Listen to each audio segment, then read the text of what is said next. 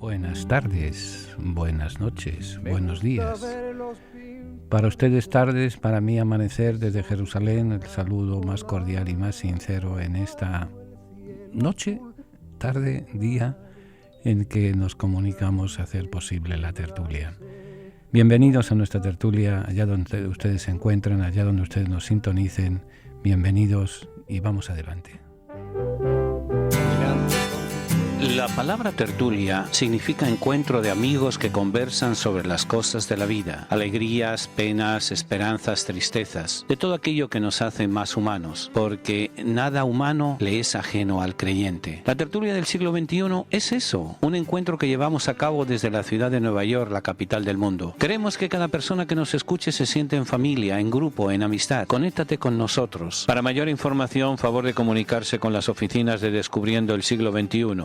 Apartado de correos 1170 Nueva York 118 o a nuestro teléfono 212-244-4778. Estamos para servirles y para ayudarles. Y desde la tertulia vamos a seguir compartiendo alegrías y esperanzas, penas y tristezas, porque nada humano nos es ajeno. Venga a honrar al Divino Niño Jesús el tercer domingo de cada mes. Tendremos la celebración de la Santa Misa a las 2 de la tarde en la parroquia San Columba, ubicada en el 343 West de la 25 Street en Manhattan. Para mayor información, favor de comunicarse con nuestras oficinas al 212-244-4778, 212-244-4778. Vengan porque tuve hambre y me dieron de comer, tuve sed y me dieron de beber. Estuve en la cárcel y me visitaron, enfermo y me fueron a ver, extranjero y me acogieron. Hoy en día damos de comer, beber, acogemos y visitamos cuando nos acercamos a nuestros hermanos presos, enfermos o emigrantes. A través de la radio lo hacemos posible. Ayúdanos a ayudar. Envíenos su donativo a Descubriendo el Siglo XXI, P.O. Box 1170, New York, 118. Repito, Descubriendo el Siglo XXI, P.O. Box 1170, New York, 118.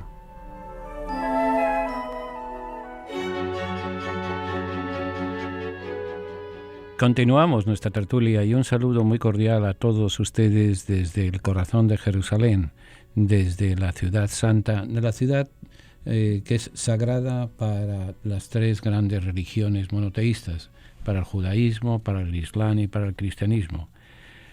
Jerusalén es probablemente la ciudad más sagrada del mundo para los judíos, y fue su antigua capital y el lugar donde ambos templos de referencia fueron construidos en la Edad Antigua. Para los musulmanes, la ciudad es su tercer lugar más sagrado, después de la Meca y Medina. Una de las razones de esa sacralidad de la ciudad es que, según la tradición, desde Jerusalén, el profeta Mahoma subió al cielo. Cuenta la historia de que al fallecer, el ángel que le había acompañado toda su vida y le había iluminado, lo montó en un caballo blanco y de allí volando lo trajo hasta Jerusalén, y desde aquí, desde el lugar de la mezquita de la Roca, esa que todos conocemos como la cúpula dorada que cubre parte de los restos del templo de Jerusalén, desde allí Mahoma sube al cielo. Es el lugar en que con cierta frecuencia baja a conversar con Moisés, con Isaías, con Jesús, con algunos de los grandes profetas se reúnen. Por eso es la tercera ciudad santa después de Medina y de la Meca. Y para nosotros los cristianos es el Jerusalén la ciudad donde se produce la crucifixión y sobre todo la resurrección de Jesús. Los judíos han mantenido una presencia continua en Jerusalén durante más de 3.000 años. O sea que es una ciudad judía con tintes y como el judaísmo y el islam, podríamos decir aquello que en cierta ocasión Golda Meir, la primer ministro israelí en comienzos de los años 50, después de entrevistarse con el rey de Jordania, Abdullah I, el abuelo del actual presidente, dijo: judíos y musulmanes estamos condenados a entendernos. Y eso en el fondo es lo que ocurre en una ciudad tan multicultural, en una ciudad tan santa, en una ciudad tan compleja, en una ciudad tan rica en todos los sentidos. De hecho, el Talmud de Babilonia afirma que cuando Dios creó el mundo hizo 10 medidas de belleza. 9 se las dio a Jerusalén y la 1 al resto del mundo.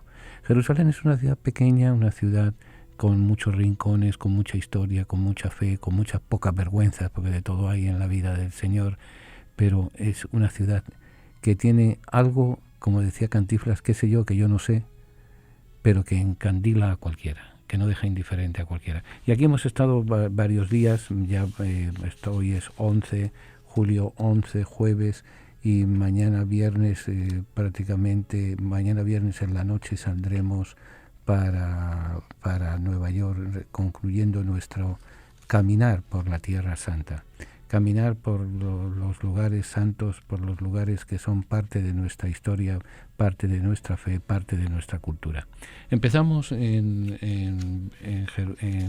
arribamos a Tel Aviv, de Tel Aviv nos trasladamos el jueves 2, nos trasladamos a Cesarea del Mar.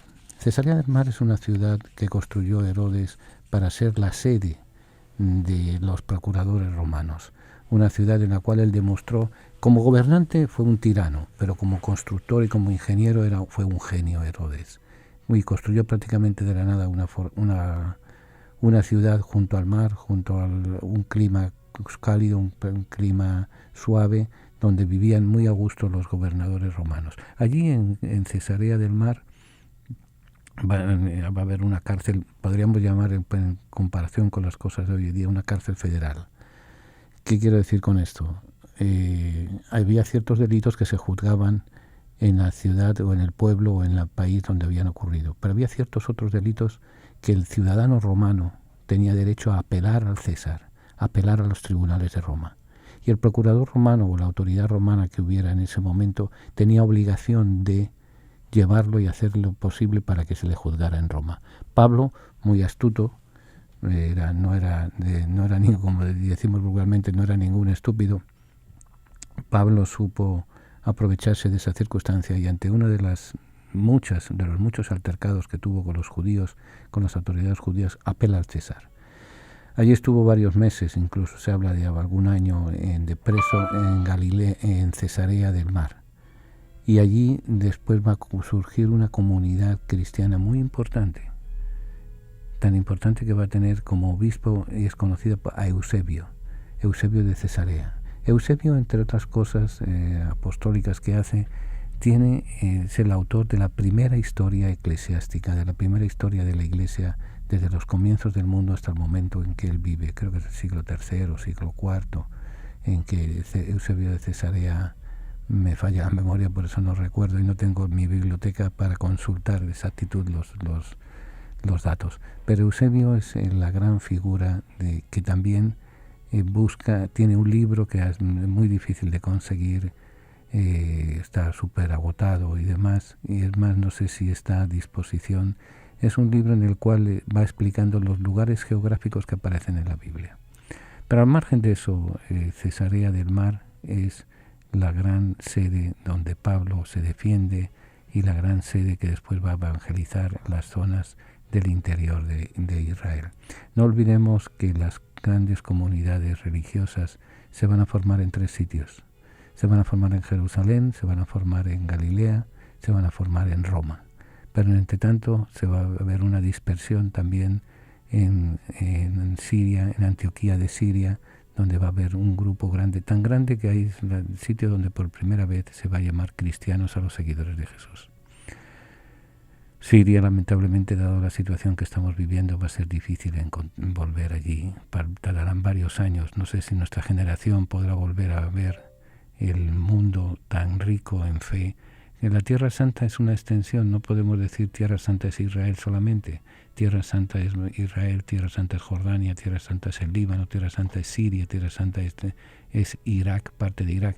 Ur de Caldea queda en Irak, donde nació Abraham, donde creció Abraham, donde se desarrolló Abraham, donde hizo su fortuna Abraham, y él siempre la salida hacia adelante. Pero bueno, no quiero cansarles con eso. Eso fue el julio 2 cuando salimos para Galilea, parando en Cesarea del Mar. De Cesarea del Mar fuimos a Haifa, donde, entre otras cosas, está el Monte Carmelo. Monte Carmelo, el monte del profeta Elías, donde Elías tiene que pelear contra los sacerdotes de Baal que estaban corrompiendo al pueblo. Se recuerda eso en la cueva de Elías. De hecho, tuvimos la Santa Misa en la cueva de Elías, en la cual, por supuesto, estuvieron todos ustedes muy presentes en nuestra oración. El hecho de que no estén con nosotros no quiere decir que no nos recordemos de ustedes. Allí tuvimos la celebración de la Eucaristía. Y, en fin, podríamos dedicar todo el programa a ir viendo sitio por sitio, pero para no aburrirles, simplemente voy a ceñirme a Jerusalén. Jerusalén, que es la gran ciudad, que es la gran sede, que es el centro del judaísmo, el centro, como decíamos ahora, del Islam, el centro de la religión cristiana, porque allí Cristo muere, pero sobre todo Cristo resucita. Siempre tenemos necesidad de contemplar el misterio de la misericordia. Es fuente de alegría, de serenidad y de paz. Es condición para nuestra salvación. Misericordia es la palabra que revela el misterio de la Santísima Trinidad. Misericordia es el acto último y supremo con el cual Dios viene a nuestro encuentro. Misericordia es la ley fundamental que habita en el corazón de cada persona cuando mira con ojos sinceros al hermano que encuentra en el camino de la vida. Misericordia es la vida que une a Dios y el hombre porque abre el corazón a la esperanza de ser amados para siempre, no obstante el límite de nuestro pecado. Con estas palabras el Papa Francisco convoca a toda la Iglesia con la misericordia del Padre. Viviremos y sentiremos en la Iglesia el amor del Padre, la fraternidad del Hijo, la santidad del Espíritu Santo. Únete a la familia de Descubriendo el Siglo XXI para celebrar la gracia del Señor. Para mayor información, favor de comunicarse con las oficinas de Descubriendo el Siglo XXI. Al apartado de correos 1170 Nueva York 118 o a nuestro teléfono 212-244-4778. Estamos para servirles y para ayudarles. Tiene ya su Biblia, la colección de libros que han marcado la historia de la humanidad en los últimos 25 siglos. Si aún no posee una Biblia, nosotros podemos ofrecérsela a un precio módico, tanto en inglés como en español, o incluso bilingüe. Para precios y ediciones, favor de llamar a Descubriendo el Siglo XXI, 212-244-4778, 212-244-4778, o visite nuestra página de internet www.descubriendoelsiglo21.com. Sección de tienda. Venga a honrar al Divino Niño Jesús el tercer domingo de cada mes. Tendremos la celebración de la Santa Misa a las 2 de la tarde en la parroquia San Columba, ubicada en el 343 West de la 25 Street en Manhattan. Para mayor información, favor de comunicarse con nuestras oficinas al 212-244-4778, 212-244-4778.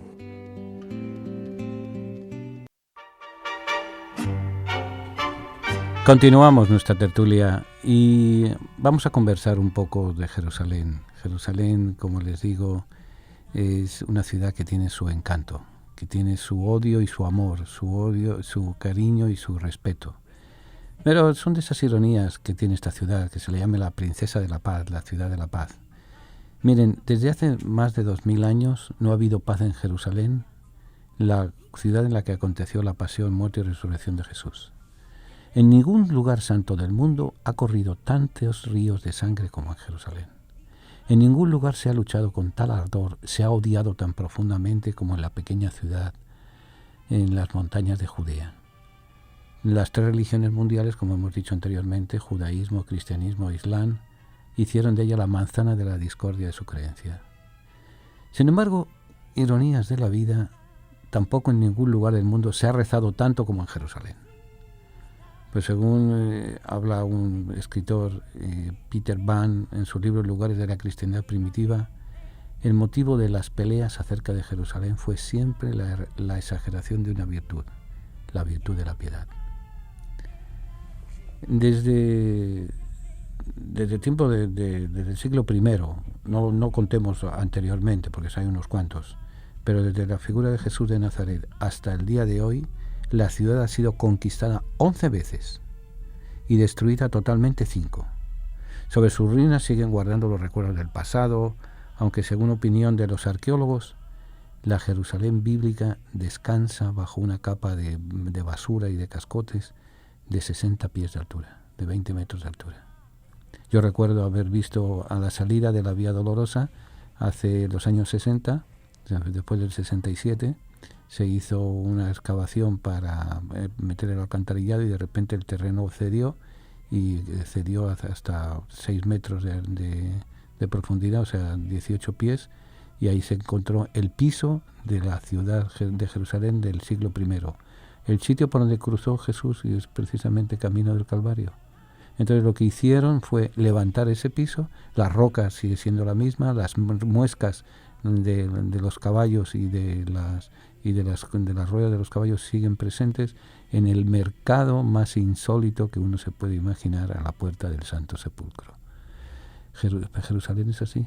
Jerusalén será hollada por los gentiles hasta que se cumpla el tiempo de las naciones, había dicho Jesús, y fue destruida en el año 70. Esa es una de las muchas destrucciones. Pero la destrucción del año 70 tuvo una peculiaridad terrible, y es que acabó con el Templo de Jerusalén. El Templo de Jerusalén que prometió David no lo construye por su pecado de adulterio, lo construye Salomón su hijo, es destruido en el siglo VI a.C. por una de las invasiones de los babilonios. Herodes concluye después de 70 años la construcción y en el año 70 es destruido para siempre. Es destruido, es acabado, pero todavía había un cierto vestigio de recolección y de reconstrucción y demás, hasta que en el año 125 la revolución de Bar Kokhba, nombre transmitido hasta nosotros por medio de los rollos del Mar Muerto, es destruido y es destruida la ciudad. Entonces tal es así que el emperador romano Adriano funda sobre las ruinas una nueva ciudad, Aelia Capitolina. 200 años más tarde llegó desde Bizancio la piadosa emperatriz Helena, la madre de Constantino, para buscar los lugares santos. Buscó y halló el Santo Sepulcro. Desde ese instante Jerusalén se convirtió en un juguete de la historia. Después van a venir nuevas destrucciones. En el año 614 los persas, los sasánidas, destruyen Jerusalén, Aelia Capitolina, aunque el recuerdo de Jerusalén siempre quedó. Aelia Capitolina fue el nombre para la historia de la dominación romana. Adriano le va a dar el nombre al país, a la Judea, a la provincia romana de Judea, le va a cambiar el nombre, le va a insultar poniéndole el nombre de Filistea, la tierra de los filisteos, los enemigos. Y de Filistea viene Palestina. Y va a durar este nombre de Palestina hasta 1947, 29 de noviembre de 1947, en que se crea la partición de la Palestina, una para el lado judío, otra para el lado musulmán. Y ahí empiezan los líos de los pastores, como decían en mi pueblo, y todavía están siguiendo la ruta a la ciudad de la paz, que nunca ha tenido tranquilidad. Pueda el mundo ser feliz. Aire serrano te espera.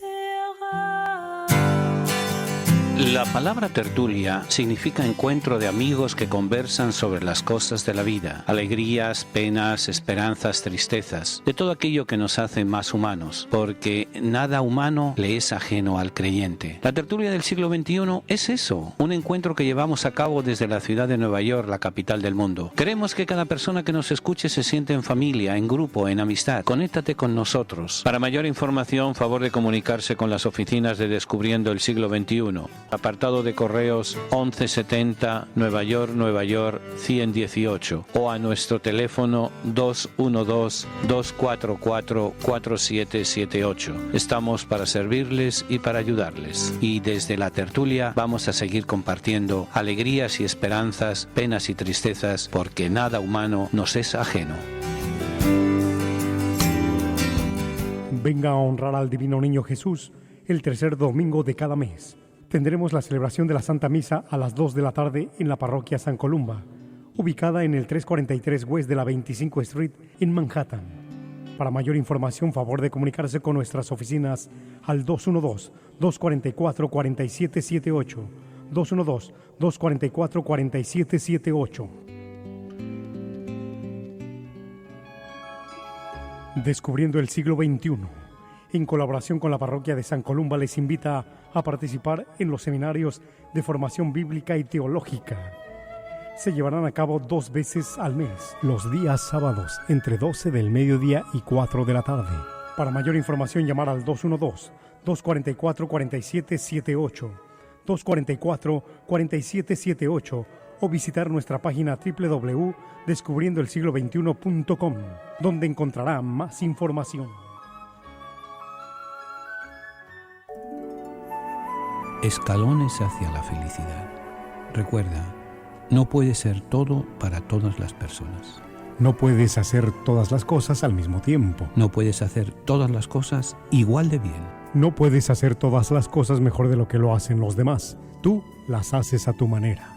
Tu humanidad se hace presente como en el resto de la gente, así que debes buscar dentro de ti quién eres y ser ese. Debes decidir las prioridades y cumplirlas. Debes encontrar tu fuerza y usarla. Debes aprender a no competir con los demás. Por lo tanto, habrás aprendido a aceptar que eres único. Habrás aprendido a fijar las prioridades y a tomar decisiones. Habrás aprendido a vivir con tus limitaciones. Habrás aprendido a respetarte. Y serás un mortal más vital. Atrévete a crecer. Que eres una persona maravillosa e irrepetible. Que más que un derecho, es tu tarea encomendada de ser quien eres. Que la vida no es un problema a resolver, sino un regalo a disfrutar. De esta forma podrás sobreponerte y disfrutar de las cosas que antes te deprimían.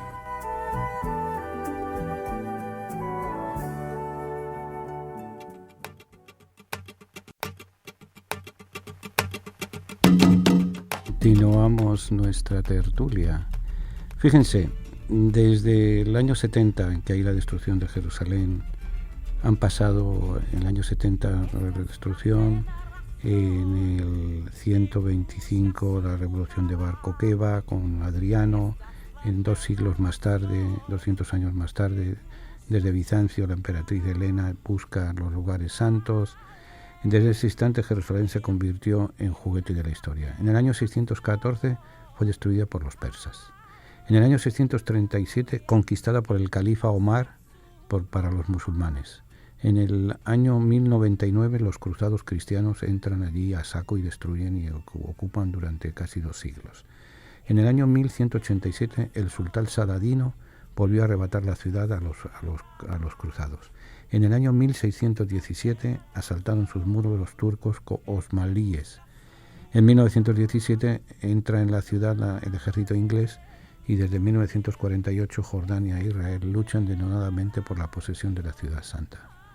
O sea, esto me toca a mí, esto me toca allá, esto para aquí, esto para allá, pero hasta, por ejemplo, la última gran potencia que dominó la zona de todo Israel, de lo que es Israel, de lo que es la Palestina y de lo que es Jerusalén, fueron los otomanos. Los otomanos es los turcos, para que nos entendamos sin muchas complicaciones.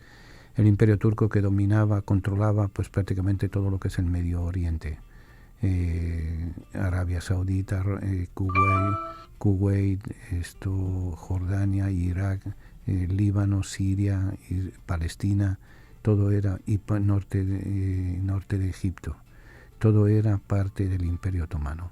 1914-1917, la Primera Guerra Mundial acaba con el Imperio Otomano y se hacen las divisiones de los actuales países que componen la zona del Medio Oriente. Pero ellos dominaron por 400 años y hay un privilegio, por ejemplo, la puerta de entrada, la única que está abierta al servicio de la entrada y la salida del Santo Sepulcro, la llave, desde hace más de 400 años, la controla una familia musulmana, una familia turco-otomana que controla la llave, controla la entrada y salida del Santo Sepulcro. El Santo Sepulcro es un templo también muy complejo.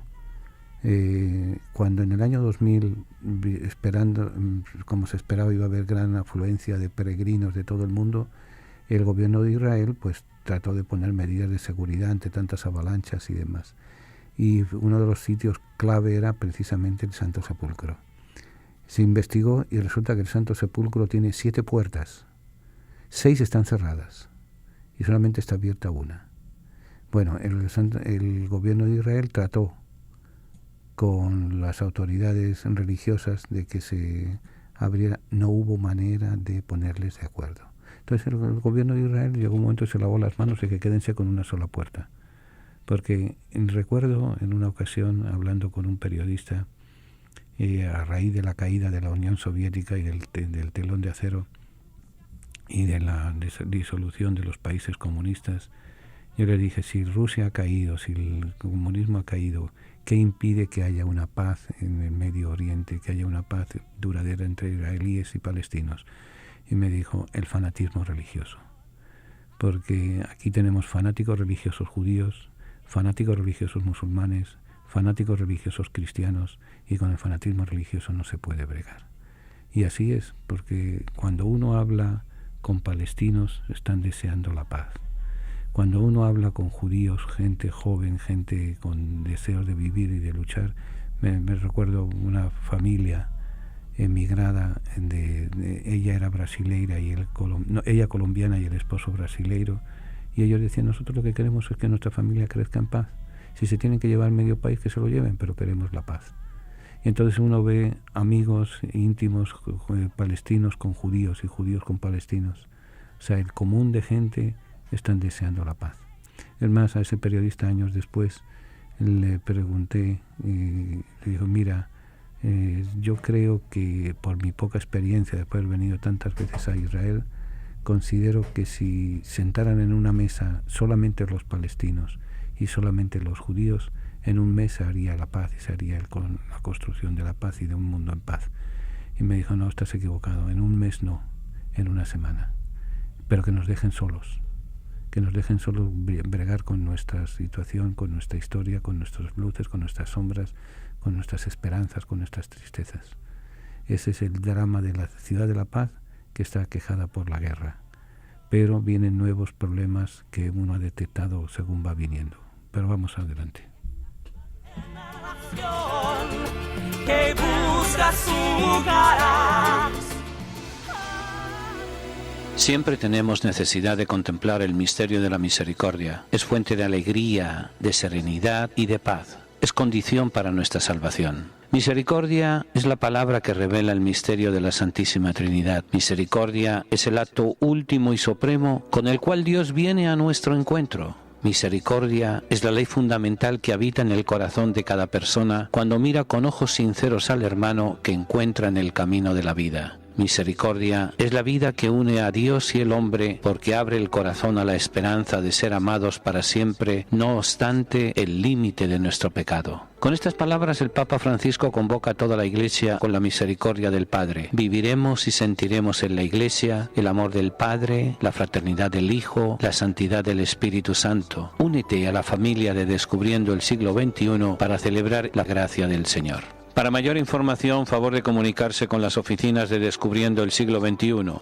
Al apartado de correos 1170 Nueva York 118 o a nuestro teléfono 212-244-4778. Estamos para servirles y para ayudarles. Venga a honrar al Divino Niño Jesús el tercer domingo de cada mes. Tendremos la celebración de la Santa Misa a las 2 de la tarde en la parroquia San Columba, ubicada en el 343 West de la 25 Street en Manhattan. Para mayor información, favor de comunicarse con nuestras oficinas al 212-244-4778, 212-244-4778. Vengan porque tuve hambre y me dieron de comer, tuve sed y me dieron de beber. Estuve en la cárcel y me visitaron, enfermo y me fueron a ver, extranjero y me acogieron. Hoy en día damos de comer, beber, acogemos y visitamos cuando nos acercamos a nuestros hermanos presos, enfermos o emigrantes. A través de la radio lo hacemos posible. Ayúdanos a ayudar. Envíenos su donativo a Descubriendo el Siglo XXI, P.O. Box 1170, New York 118. Repito, Descubriendo el Siglo XXI, P.O. Box 1170, New York, New York 118.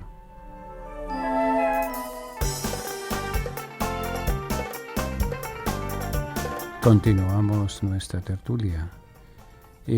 Los santuarios religiosos, los puntos religiosos importantes en Jerusalén, el lugar judío más importante, más sagrado, y es probablemente el lugar más sagrado de todo el judaísmo en el mundo, es el Muro de los Lamentos. El Muro de los Lamentos, o llamado también el Muro Oeste, es el resto que queda intacto del antiguo templo de Jerusalén. De la ruina de Jerusalén, una de las murallas queda.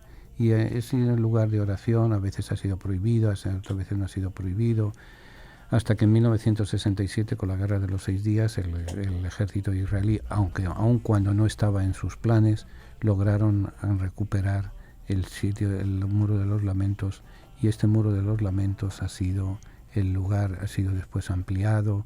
De hecho, la última vez que estuve allá, antes de esta actual, ya había una división del muro para los ortodoxos, ultraortodoxos, y aquellos una división que me llamó la atención y pregunté, y esta vez los he vuelto a ver.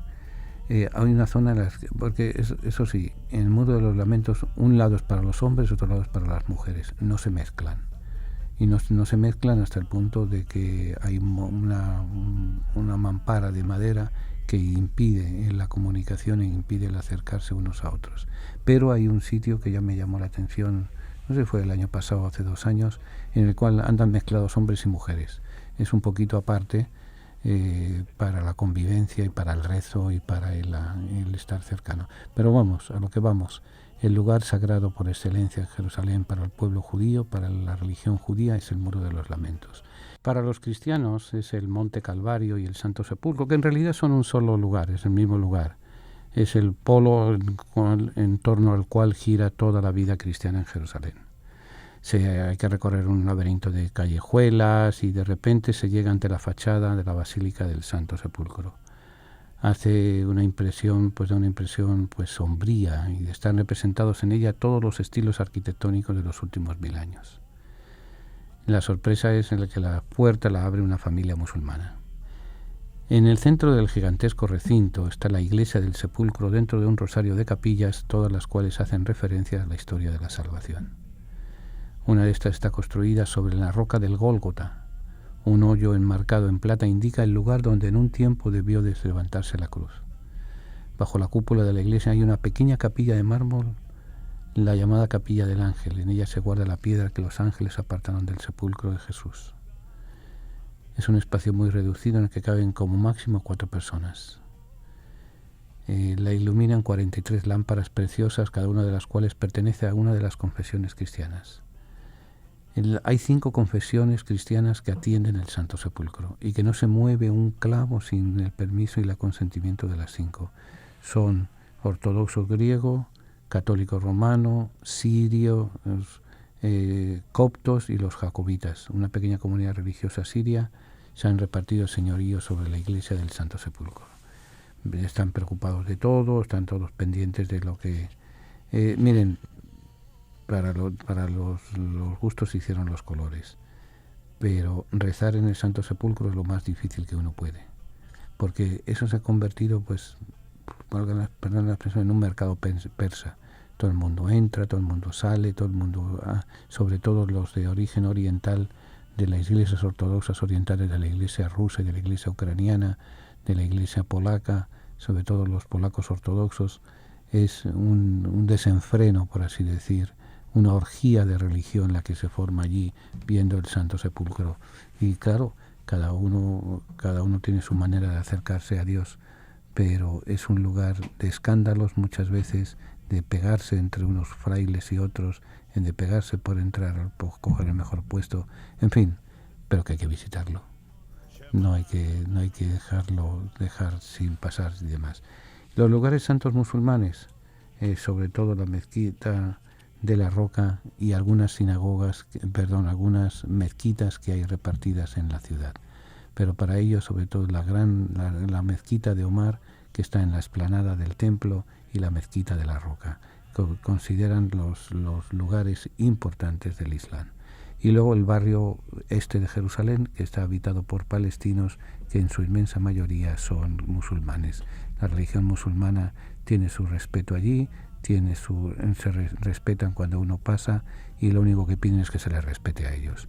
La convivencia no es difícil, tampoco es fácil, pero ha habido más estereotipos y faltas de respeto y sobre todo una gran ignorancia de un lado y de otro, por el cual no se han llegado a un diálogo. Pero cuando uno escarba, cuando uno busca, cuando uno resulta lo que les decía hace unos momentos, ambos lados están buscando la paz. En la ciudad de Jerusalén, ojalá algún día podamos verla como la ciudad de la paz. Los reinos para servir al Señor. Siempre tenemos necesidad de contemplar el misterio de la misericordia. Es fuente de alegría, de serenidad y de paz. Es condición para nuestra salvación. Misericordia es la palabra que revela el misterio de la Santísima Trinidad. Misericordia es el acto último y supremo con el cual Dios viene a nuestro encuentro. Misericordia es la ley fundamental que habita en el corazón de cada persona cuando mira con ojos sinceros al hermano que encuentra en el camino de la vida. Misericordia es la vida que une a Dios y el hombre porque abre el corazón a la esperanza de ser amados para siempre, no obstante el límite de nuestro pecado. Con estas palabras el Papa Francisco convoca a toda la Iglesia con la misericordia del Padre. Viviremos y sentiremos en la Iglesia el amor del Padre, la fraternidad del Hijo, la santidad del Espíritu Santo. Únete a la familia de Descubriendo el Siglo XXI para celebrar la gracia del Señor. Para mayor información, favor de comunicarse con las oficinas de Descubriendo el Siglo XXI.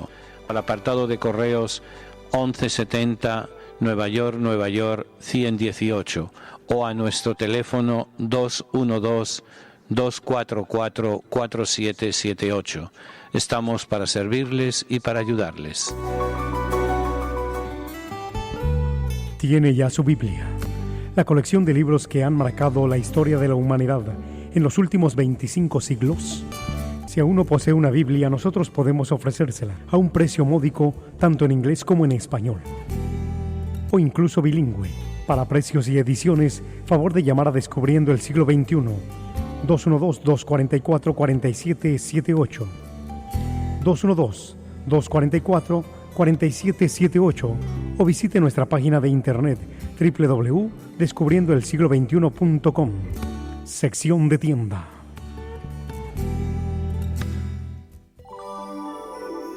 Padre nuestro que estás en las flores, en el canto de los pájaros, en el corazón latiendo, que estás en el amor, la compasión, la paciencia y en el gesto del perdón. Padre nuestro que estás en mí, en mi familia, en mis amigos y amigas, que estás en ese que yo amo, en ese que me hiere, en aquel que busca la verdad. Santificado sea tu nombre, adorado y glorificado por todo lo que es bello, bueno, justo, honesto, de buen nombre y misericordioso. Venga a nosotros tu reino de paz y justicia, fe, luz, amor. Sé el centro de mi vida, de mi hogar, de mi familia, de mi trabajo, de mi estudio. Hágase tu voluntad, aunque mis ruegos reproducen a veces más mi orgullo, mi ego, que mis necesidades reales. Perdóname todas mis ofensas, mis errores, mis faltas, mis pecados y ofensas contra ti, contra mí mismo y contra los que me rodean. Perdona cuando se vuelve frío mi corazón. Perdóname, así como yo con tu ayuda perdono a aquellos que me ofenden, incluso cuando mi corazón está herido. No me dejes caer en las tentaciones de los errores, de los vicios, de la crítica, el juicio, el chisme, la envidia, la soberbia, la destrucción y el egoísmo. Y líbrame de todo mal, de toda violencia, de todo infortunio, de toda enfermedad. Líbrame de todo dolor, de toda tristeza, angustia y de toda desilusión. Pero aún si tales dificultades ves que son necesarias en mi vida, que yo tenga la fuerza y el coraje de decir: gracias, Padre, Señor del Rey del Universo, por esta lección. Que así sea. Amén.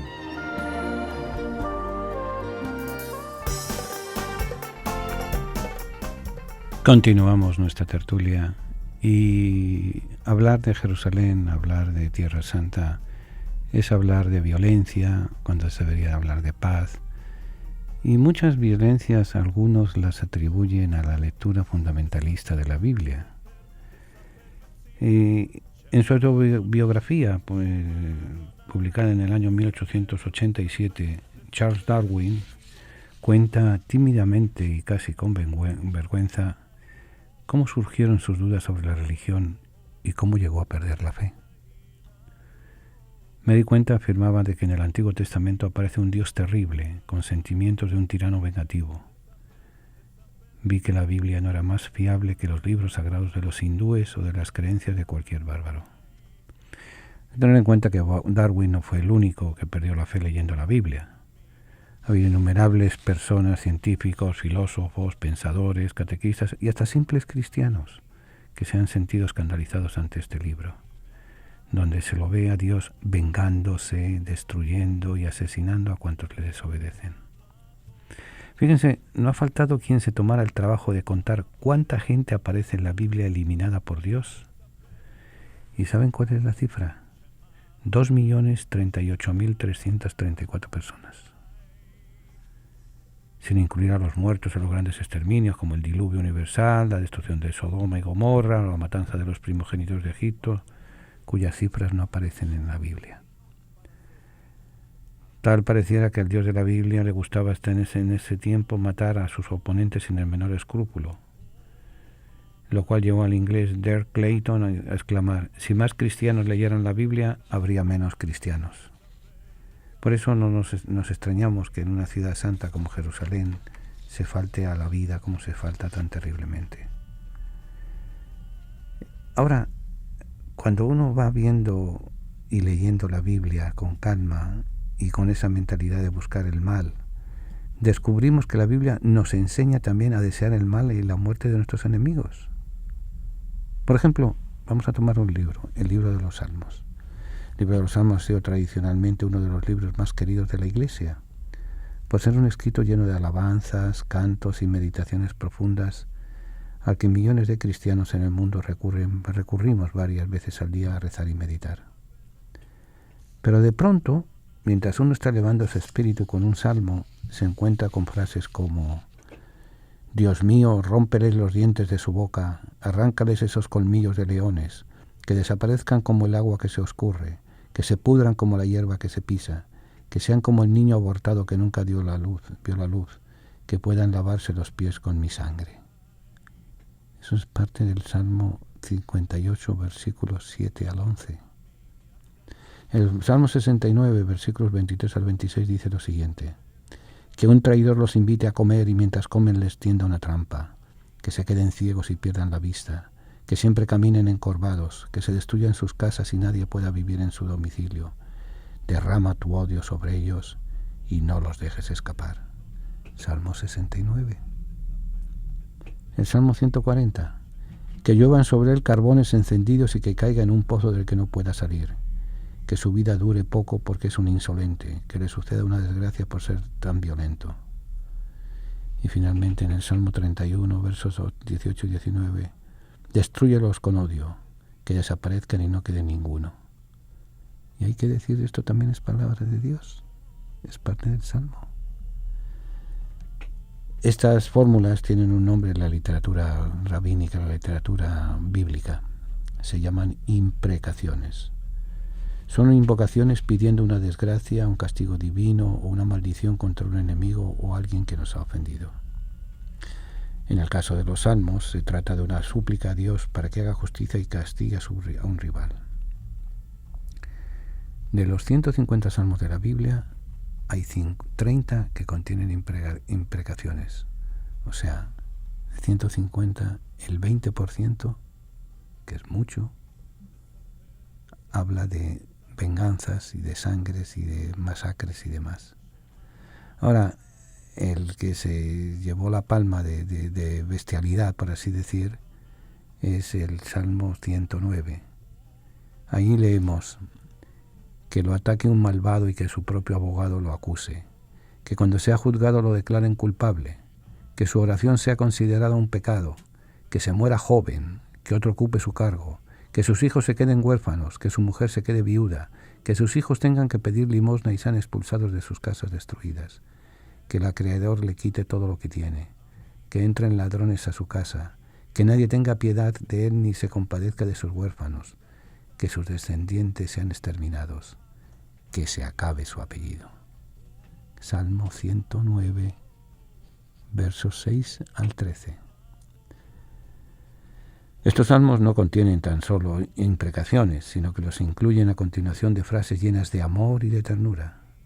Por ejemplo, el Salmo 137, después de describir con emoción cómo los israelitas en Babilonia se reunían a la orilla de un río a rezar y cantar, de repente salen diciendo: «Ciudad de Babilonia la destructora, dichoso el que te devuelva el mal que nos hiciste, dichoso el que tome a tus hijos y los reviente contra una roca». Como que mucha palabra de Dios, pero como que no juega uno. El Salmo 143, luego de un verso maravilloso que nos conmueve hasta las lágrimas, dice a continuación: «Por favor, mata a mis enemigos y destruye a mis oponentes». Incluso el famoso Salmo del Buen Pastor, el Señor es mi pastor, nada me falta, al hablar de delicados cuidados de Dios para con sus fieles, dice: «Tú preparas para mí un banquete delante de mis enemigos», como si la felicidad del creyente no estuviera completa hasta que el enemigo lo vea disfrutar y sufra de rabia y de envidia. Eso por tomar un ejemplo de los salmos, pero hay muchos grandes personajes bíblicos que están marcados por la misma mentalidad. Por ejemplo, Jeremías implora a Dios por sus enemigos que intentaron matarlo. «Señor, haz que sus hijos sufran hambre y que mueran desangrados por la espada, que sus mujeres queden sin hijos y viudas, que sus maridos sean asesinados y sus hijos mueran en la guerra». Jeremías 18:21. Obviamente todos estos textos nos plantean una serie de interrogantes. ¿Cómo es posible que la Biblia nos enseñe a maldecir a nuestros enemigos? Si estas oraciones están respaldadas por Dios, ¿cómo se armonizan con el mandamiento del amor, el perdón y la misericordia que se encuentran en otras partes de la Biblia? ¿Podemos hoy seguir rezando estos salmos? Los expertos bíblicos han dado diversas soluciones y diversas interpretaciones que tanto han escandalizado a los lectores. La primera de ellas es decir, no considerar inspirados, es decir, no como palabra de Dios, los pasajes violentos de la Sagrada Escritura. Es la solución propuesta por varios autores que ven en tales declaraciones la frustración y el dolor del salmista expresado en un momento de rabia e impotencia, pero no es palabra de Dios. Pero eso entonces se da de bofetadas, porque ¿cómo será así? ¿Cómo distinguir qué está inspirado y qué no está inspirado en la Biblia? ¿Quién está en condiciones de decir cuáles frases resultan ofensivas y cuáles no? ¿Cómo vamos a saber qué viene de Dios y qué viene solo del hombre? Además, la misma Biblia dice que todo lo que hay en ella, no solo algunas frases, es inspirado por Dios. Es un grupo de expertos. Dicen, no, hay unas cosas que son palabra de Dios, otras que son palabra de los hombres. Entonces, ¿cuál es cuál? Hay otros que han propuesto una segunda salida: tomar simbólicamente las amenazas. Así los enemigos contra los que habla el salmista no serían personas humanas reales, sino las pasiones, los pecados, las debilidades del hombre. Así, por ejemplo, cuando en el Salmo 137 pide que los hijos de los babilonios sean estrellados contra las rocas, se está refiriendo a los malos pensamientos que brotan del alma. El hombre, pues, que toma esos pensamientos y los destruye contra la roca sólida de la fe, es llamado feliz en el Salmo. Pero esta interpretación tampoco es correcta, o sea, saber escoger unas cosas y otras, porque si bien rezar el Salmo uno puede aplicarlo a su vida, al explicarlo de esta manera no estaría reflejando la verdadera intención del autor bíblico, porque el poeta que compuso el Salmo no estaba pensando en las pasiones ni en los pecados, sino en la realidad de sus enemigos de carne y hueso a los que quería aniquilar. Estaríamos, por tanto, traicionando la mentalidad del autor.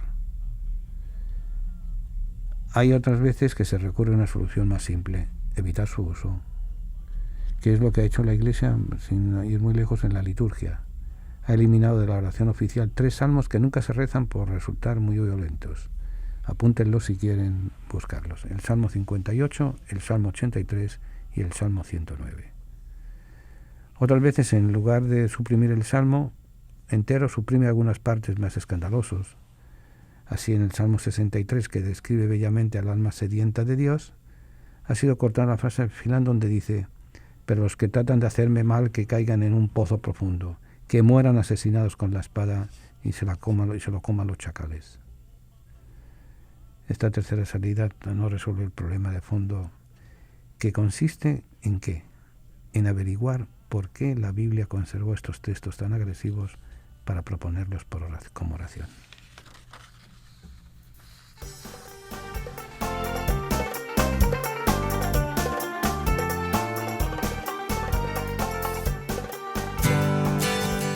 La palabra tertulia significa encuentro de amigos que conversan sobre las cosas de la vida, alegrías, penas, esperanzas, tristezas, de todo aquello que nos hace más humanos, porque nada humano le es ajeno al creyente. La tertulia del siglo XXI es eso, un encuentro que llevamos a cabo desde la ciudad de Nueva York, la capital del mundo. Queremos que cada persona que nos escuche se siente en familia, en grupo, en amistad. Conéctate con nosotros. Para mayor información, favor de comunicarse con las oficinas de Descubriendo el Siglo XXI. Apartado de correos 1170 Nueva York 118 o a nuestro teléfono 212-244-4778. Estamos para servirles y para ayudarles. Y desde la tertulia vamos a seguir compartiendo alegrías y esperanzas, penas y tristezas, porque nada humano nos es ajeno. Venga a honrar al Divino Niño Jesús el tercer domingo de cada mes. Tendremos la celebración de la Santa Misa a las 2 de la tarde en la parroquia San Columba, ubicada en el 343 West de la 25 Street en Manhattan. Para mayor información, favor de comunicarse con nuestras oficinas al 212-244-4778, 212-244-4778.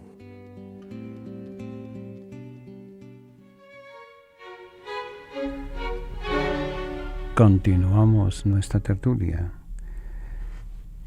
Los problemas hay que resolverlos con seriedad.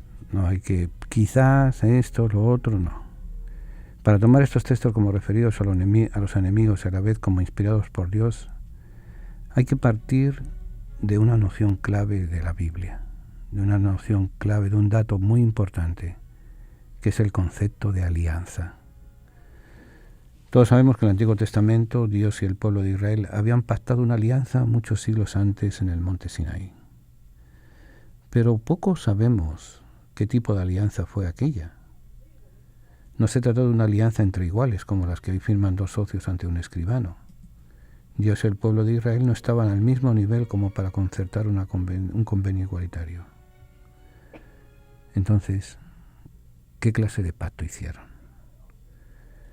Hoy los estudiosos han descubierto que la alianza del Sinaí estaba calcada de los antiguos pactos de vasallaje orientales.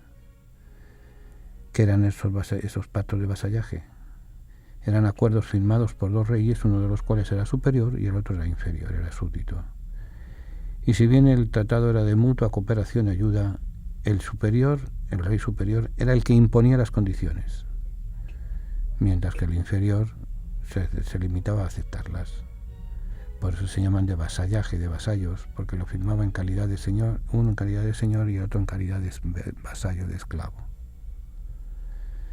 Entre los escombros de los palacios del Antiguo Oriente, los arqueólogos han encontrado textos con pactos de vasallaje de los reyes hititas del siglo XIII a.C.